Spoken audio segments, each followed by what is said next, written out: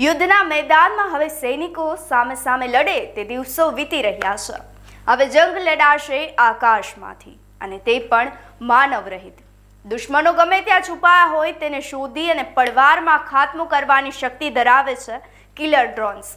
ભારત સહિત વિશ્વના શક્તિશાળી દેશો હવે આ ટેકનોલોજી પર કેમ ભાર મૂકી રહ્યા છે તે જોઈએ આ સમાચારોમાં। નમસ્કાર, આપ જોઈ રહ્યા છો ન્યૂ ભારત ન્યૂઝ અને હું છું આપની સાથે વલ્લરી વ્યાસ। યુદ્ધની પદ્ધતિ હવે બદલાઈ રહી છે અને આર્ટિફિશિયલ ઇન્ટેલિજન્સ અને એડવાન્સ સેન્સર્સ જેવી સજ્જ સાથે જ છે તે આ ડ્રોન જાતે જ દુશ્મનોને ટાર્ગેટ કરી શકે છે।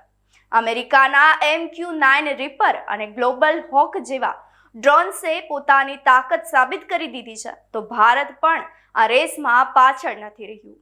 DRDO દ્વારા તૈયાર કરવામાં આવેલા ઘાતક ડ્રોન ભારતની સૈન્ય શક્તિમાં મોટો વધારો કરશે। આ ડ્રોન 30,000 ફૂટની ઊંચાઈએ ઉડી શકે છે અને દુશ્મનના રડારમાં આવ્યા વગર હુમલો કરવાની ક્ષમતા ધરાવે છે। ચીન પાસે CH-5 અને તુર્કી પાસે TAI અક્સુંગુર જેવા ઘાતકી ડ્રોન્સ છે તો આ ટેકનોલોજીથી હવે સરહદ પર સૈનિકોને જોખમોમાં મૂક્યા વગર જ આતંકી ઠેકાણાઓ પર સચોટ નિશાન સાધી શકાશે। ભવિષ્યમાં યુદ્ધોના મેદાન પર નહીં પરંતુ સ્ક્રીન પર કંટ્રોલ થતા ડ્રોન્સ દ્વારા લડવામાં આવશે।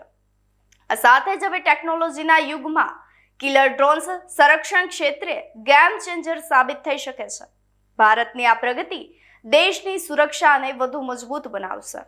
આપનું શું માનવું છે અમને કમેન્ટ કરી ચોક્કસથી જણાવશો। તેની સાથે જ મારી ચેનલ ન્યૂ ભારત ન્યૂઝને લાઇક, શેર, સબસ્ક્રાઇબ કરવાનું ભૂલશો નહીં। નમસ્કાર।